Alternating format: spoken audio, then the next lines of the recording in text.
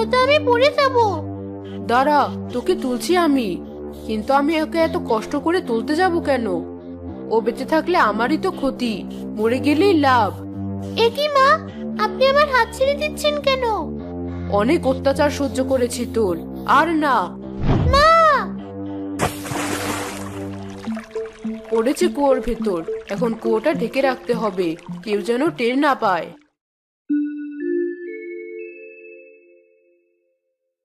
সারা কোথায়? আজ সারাদিন দেখলাম না। সকাল হতেই দেখি ওর ঘরে সব গয়নাগাটি হাওয়া। সারা গ্রাম তন্ন তন্ন করেও ওকে কোথাও খুঁজে পায়নি। বিয়ের কথা শুনে পালিয়েছে বোধহয়। কি বলছো এসব? ও তো এই ধরনের মেয়ে নয়। আমার কথা বিশ্বাস না হলে তুমি নিজের চোখেই দেখে এসো। হায় হায়, তুমি যা বলেছ সবই তো দেখছি সত্যি। তোর পছন্দের কেউ আছে আমাকে বললেই পারতি। এভাবে আমাদের না বলে কোথায় চলে গেলি? তুমি মন খারাপ করো না।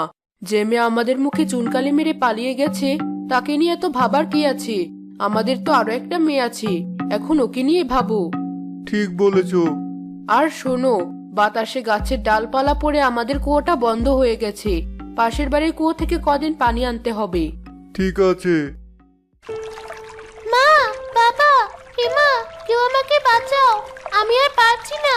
তুমি আমার হাত এভাবে ছেড়ে দিতে পারলে? আমি কাউকে ছাড়বো না। হেমা, তোকে বলেছি না কুয়োটার কাছে না যেতে? আমি তো এমনি একটু দেখছিলাম কুয়োটার কি হলো। কেমন যেন একটা বাজে গন্ধ আসছে ভেতর থেকে। বলিস কি? কুয়োটা আরো ভালোভাবে ঢেকে রাখতে হবে। সর দেখি।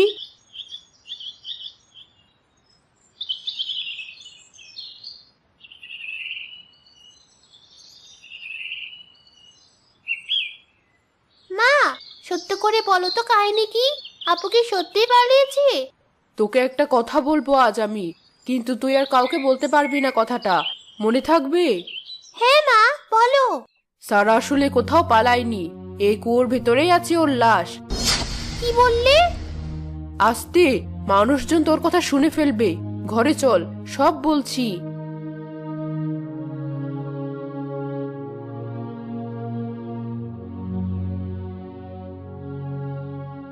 কি বললি মা?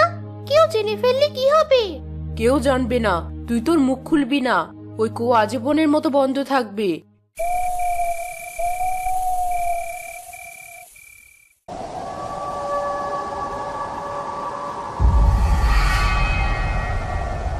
হে মা, আমার কাছে আয়। দেখ তোর জন্য কি নিয়ে এসেছি। এত রাতে আপু ডাকছে কেন আমায়? দেখি তো কি হলো। হে মা, তোর কাছে আয়। কো, তুমি ওখানে কি করছো? কুয়োর ভেতরে একটু উকি দিয়ে দেখ, আমি ওখানেই আছি।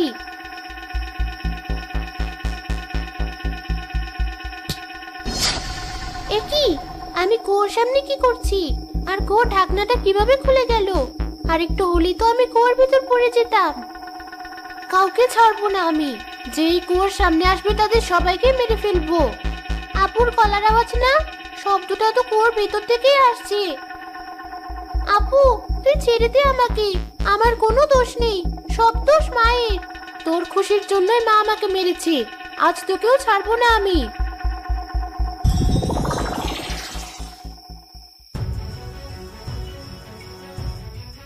কে কোথায় আছো? বাঁচাও আমাকে।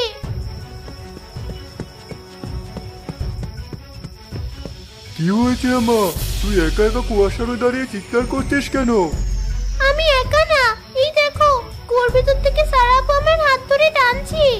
এসব কি বলছিস হেমা? তোর আশেপাশে তো কেউ নেই। তোকে বললাম কুয়ো থেকে দূরে থাকতে, আর তুই এই কুয়োর আশেপাশেই ঘুরছিস। আমি সত্যি বলছি মা। এখনই ঘরে চল আমার সাথে।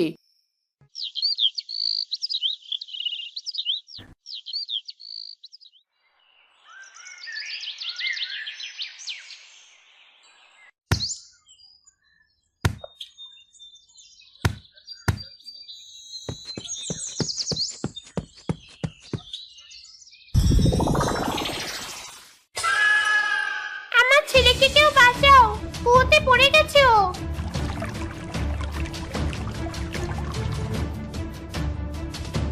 না, ওই কুয়োতে যাবে না কেউ।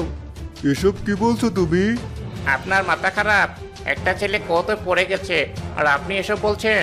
সরুন, বের করতে দিন ওকে। এই তুই যা, ভেতর থেকে ছেলেটাকে উঠিয়ে আন।